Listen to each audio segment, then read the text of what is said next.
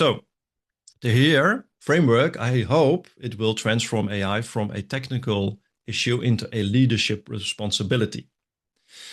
So, we are based in Europe, and some of you are as well there. And we have the AI Act, and that's typical a European thing to regulate stuff. But it's also a chance when you are regulating innovations. It doesn't really mean you are slowing innovation down. It means you can do better thinking. You can make better choices when you are chatting with AI or you are creating with AI. And it's also all about AI literacy. So what kind of skills do you need to make the best out of AI? And when you look at the AI Act, it forces you a bit to think twice and to regulate the usage of AI. And when you use AI a lot, it costs a lot of energy. So I think the AI Act gives some more layer of thinking and reasoning, and also risk classification. So if you understand the risk level of each AI system, you have a clearer view how to use it or not to use it. And if you have also the human oversight, you are ensuring human control in critical processes. You should not always just copy-paste output from AI. You should always double-check it. And the last thing about the AI Act is that you have to be transparent about the usage. So if you look at students and you use AI for your essay, or you use AI to create nice creative images, it's all possible, even videos. You should be transparent about it. And if you are a student or you are a teacher, it doesn't matter, or just a coworker, you should always be transparent and maybe proud about your AI usage. And that's where the AI Act also stands for. And document. So you need to document your AI usage. So for example, if you're handing in your essay, then you should always be transparent and then have an insight in your learning process with your chat conversations. So as an attachment in your essay, as an extra, you can copy paste your chat conversation to see and give insights into the teacher of the examiner, what your learning process was all about. So it's more than compliance. It's, I think, a leadership guide and also a design guide to design and use AI well. So I thought about that. So I have the HERE framework. I've just showed you. We have the AI Act. And then what do we do when you use AI? So from AI tools to AI companions. So that's also a vision of mine and a mission with all those products we have, like EduGPT, GovGPT, OGPT. We have AI companions inside them, and they not just give answers. They are your critical companions who think with you. They shift demands to a conscious design and a choice for your leadership. So, for example, some companions, like a strategy companion, it challenges assumptions and asks sharp questions about strategic choices. You can have a risk companion, and it identifies blind spots and uncertainties. So, for example, you are uploading different different kind of documents, and you want to see what are the blind spots within those documents. You can analyze very quickly with AI. So the risk companion can help you with that. Also the reflection companion. So if you're writing an essay or another written product, you can get feedback and nice insights how to make the product written what you're writing better without just copy pasting answers. So the reflection companion is a very nice one. And also the policy companion. And with the usage of AIs, you need to have some policies where you write down what are the best practices and the usage we all put together in this policy.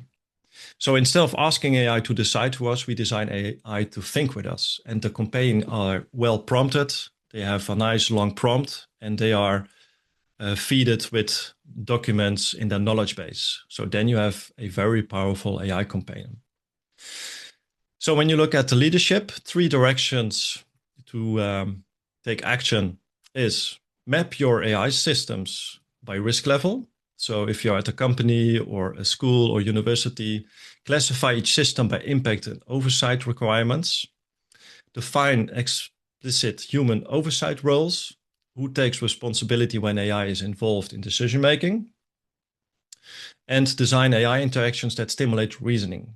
So when you look back at the AI companions, they stimulate reasoning, they stimulate critical thinking. So don't replace judgment, but try to enhance it, because AI can give you superpowers if you use it well.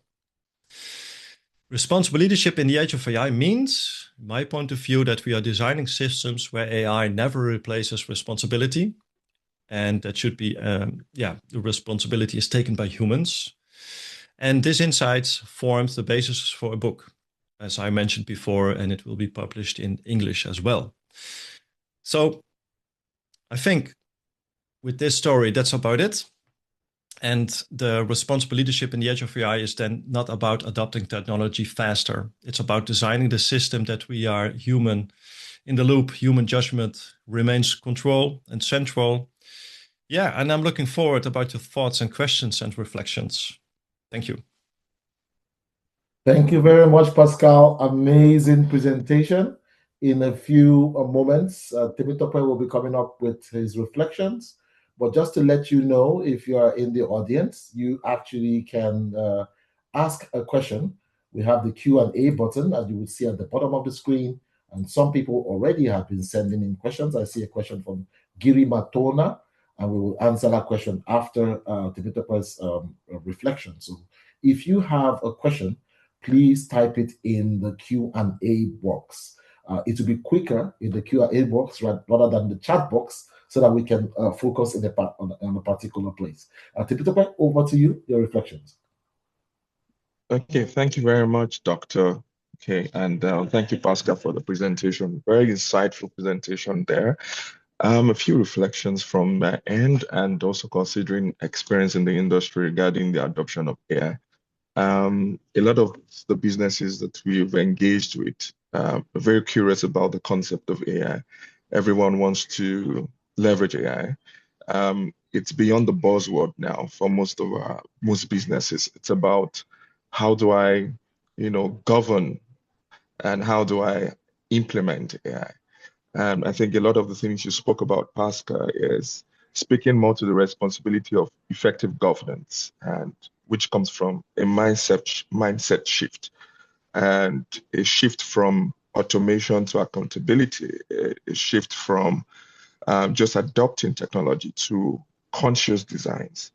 You also spoke about the need to shift from just looking at AI as a means to achieve efficiency gains to judgment, really having that accountability in the mix, and also seeing AI as a companion as against just being a tool.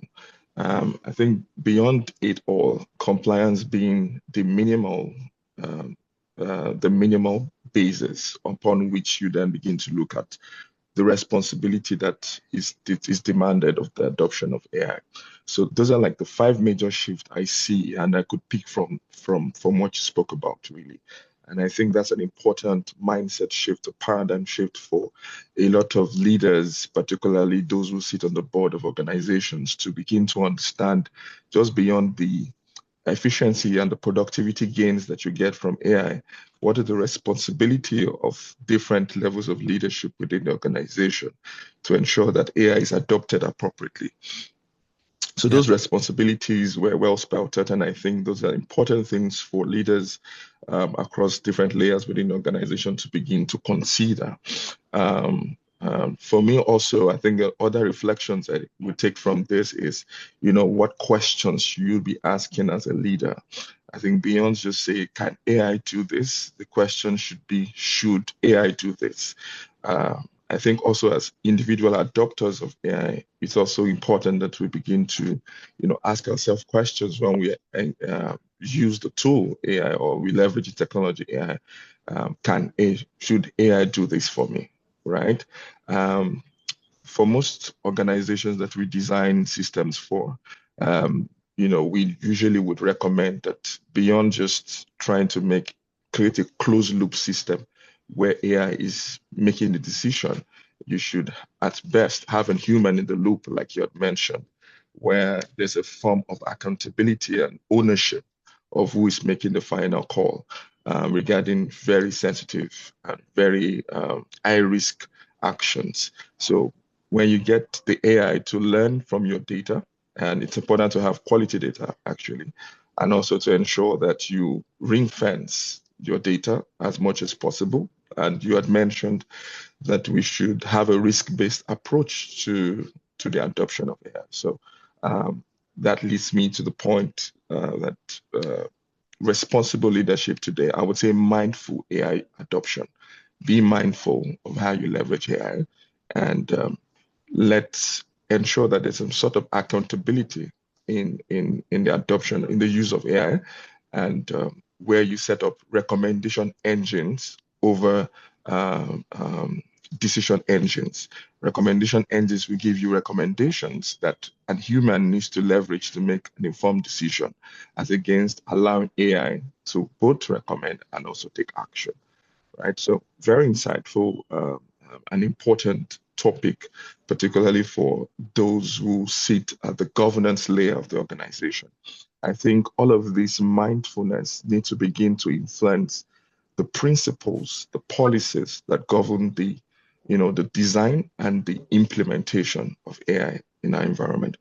Thank you very much, Pascal. It was quite insightful, and I think these are questions that we will continue to have, reflecting on this point as to can AI do this? Beyond that, should AI do this?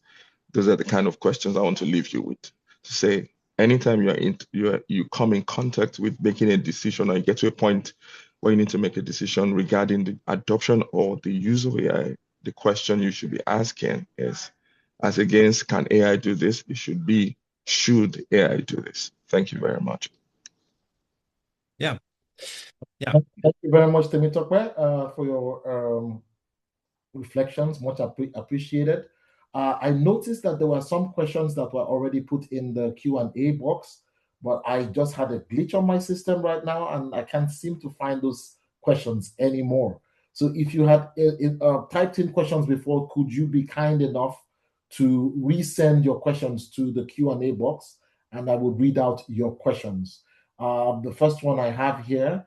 Do I read them for you? Okay, you have them, Paul? Yes, in the Q&A. I can see them in the Q&A. Oh, fantastic. Then I guess it must be my system then. Paul, please go ahead and read out the questions, please. Thank you. Oh, okay. The first question from Girima Tona. How can countries without established AI laws or regulatory framework ensure accountability and ethical use of AI systems, particularly in critical sectors as agriculture, health, and public administrations? Yeah. Thank you very much. Pascal, you want to take that? Yeah, sure. I think countries do not wait for formal AI laws to ensure accountability. I think they can act immediately through governance capacity and institutional discipline. And I think there are some practical steps to take. So anchor AI in existing laws and sections of sector ethics. So if you look at healthcare, agriculture, and public administration, already operate under professional standards, public accountability rules, and data protection principles. So they are already set, and AI systems must comply with these first, I would say. And sector ethics come before AI innovation, I would say. So it gives you also a steering wheel in that kind of way. Secondly, adopting a risk-based internal framework, even without national legislation, governments can classify AI systems by risk level, require impact assessments before deployment, and mandate human oversight. And also you can document system purpose. So, and maybe the AI Act from Europe is an inspiration. to have as a set point to do those steps. And I think one important thing is the transparency, operational. So make it operational, let people talk about it. And when you look at our systems and the usage of ChatGPT and other kind of stuff, it's totally fine to experiment at your own organization or your school or university. But the main thing is be transparent about the usage, and then eventually, starting small, you can come together and make some, make some where you talk about that you have some set rules where you can, where you can be convenient about to follow those rules together, and keep it small. And then when you are and sure enough with your group of people, with the usage of AI, and you are proud presenting that to your colleagues or to your students or vice versa, you can let it grow, in steps. And last thing, I think it's very important to invest in AI literacy for everybody, even for students, but also lecturers, teachers, but also managers and directors. Yeah. All right, thank you. Well, could we have one more from the list? I think we're not so everybody's okay for time, but let's have one more question. Yes, we have from Oluchi Okoye. Thank you, Pascal, for the presentation. My question will be, what are the necessary mindsets required by humans to know that AI interactions is to stimulate reasoning and not a tool to use? I think it came back a bit in my presentation, but I would say the necessary mindset is to see AI as a thinking partner. And I was happy to read that somebody in the general chat already mentioned, Leandre Visser. I have, without knowing it, used AI as a companion, working with it, thinking with it, but being conscious to not allow it to think for me. It must always still be my authentic work or ideas, but just made better with the help of AI. That's a perfect example, I would say, to get that mindset. And the 3 requirements for that is curiosity over convenience. So don't ask AI for final answers. Ask it to challenge your ideas, question your assumptions, and expand your reasoning. The second thing is responsibility over dependency. So you will remain accountable for your decisions. Be always aware of that. And AI suggests, not judge. And growth over speed. So the goal is not to finish faster, but to think better. But let's all be honest, I'm also a human being, and sometimes I find it very convenient that AI writes an email for me in my in my own style. So you have to balance that out. But I think that answers the question.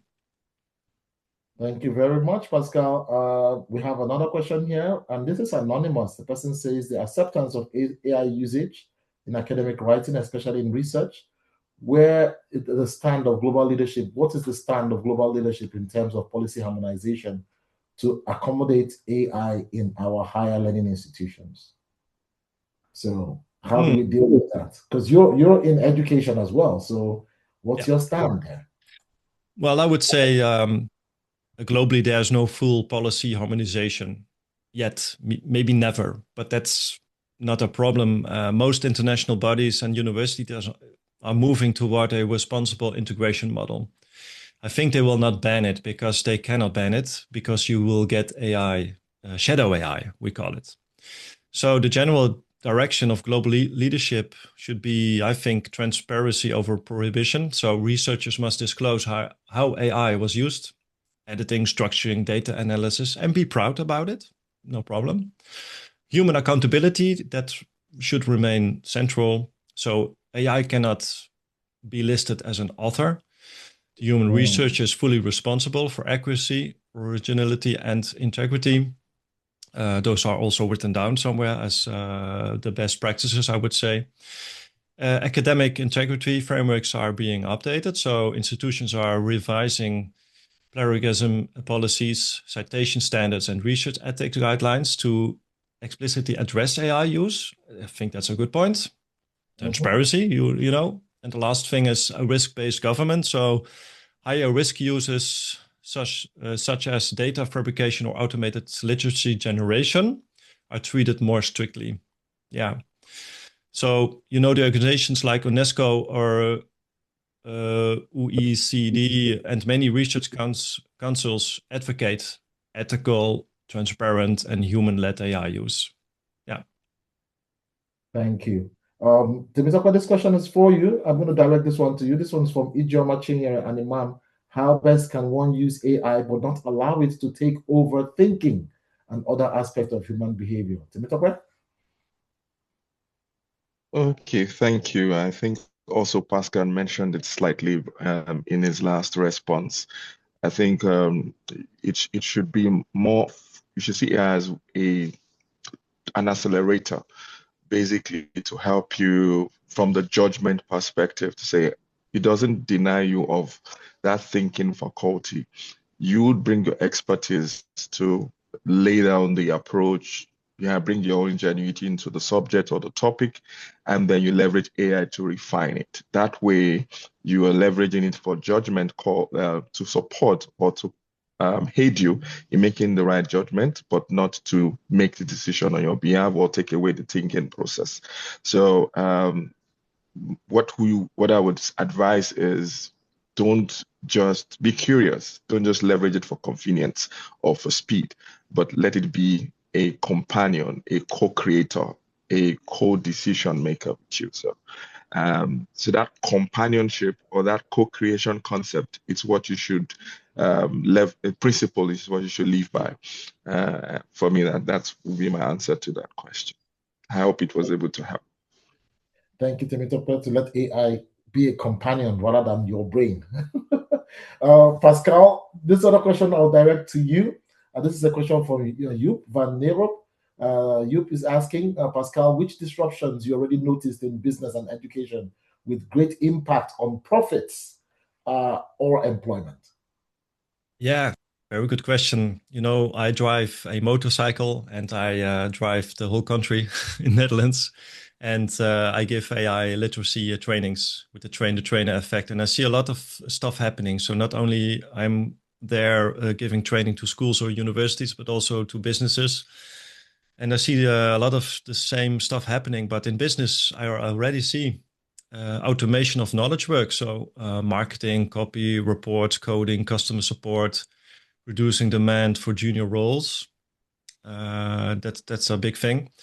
In the Netherlands, we have MBO, and it's a level of not applied scientist university, but a level below that. And yeah, they are mostly getting the junior roles, but less nowadays, because the companies are giving some stuff automated by AI away. So that's the thing. Compression of service margins. So because AI lowers production costs, it can speed up delivery. So that's a positive thing. But shift from execution to oversight. So fewer doers, more reviewers and strategics. So it doesn't really mean 100% it will replace your job, but it will redefine your role in your job. So that's what we see in businesses. And that's why the AI literacy and steering AI as a companion is very important as a skill for the future. And in education, assessment disruption. So traditional essays and take-home assignments are maybe no longer reliable to measure things of learning. Yeah. So you need to have an insight of the learning process with a nice companion, AI companion, I would say. Not always. You have to be, as a lecturer, teacher, to differentiate in nice work forms. Curriculum pressure. So institutions must integrate AI literacy quickly or risk irrelevance. And I have a curriculum companion for that. So you can upload your curriculum. So the nice big Excel file with all those things planned in time, you can ask a curriculum companion to see where the time is to have a conversation about AI usage with learners and students. And the last thing in education, I think the role shift, a very important one, the role shift for teachers. So from content providers to learning designers and critical thinking coaches. I think even in primary school at the last year, or maybe before that, we should start with the role shift for teachers. Yeah. Thank you very much, Pascal. Indeed, we have run out of time. We do have some more questions in the Q&A box. And if you were one of the people who asked those questions, I will ask you to please wait after we end the webinar so that you can get your responses from Pascal, and we will keep the tape running. But this is indeed, it has been indeed an amazing morning. Good morning, BSN. So next week, we shall be discussing carrying tension, a practice-based view on change leadership with Tom Dalderop. Then Tom Dalderop is the founder of Humanismo, and we would also have Kevin Osiobe alongside Tom. Kevin is the Human Resources Manager at Multisub Energy Limited. Before we wrap up again, I want to thank everyone for joining us and making today an excellent session. Pascal, thank you so much for your presentation. And for Temitope, thank you as well for your reflection. And the amazing audience we've had. You've been a lovely audience. Thank you for your participation, for your questions. To Team BSN and our corporate partners, the Culture Factor Group, Chint Global, thank you all. We look forward to seeing you next week at episode 106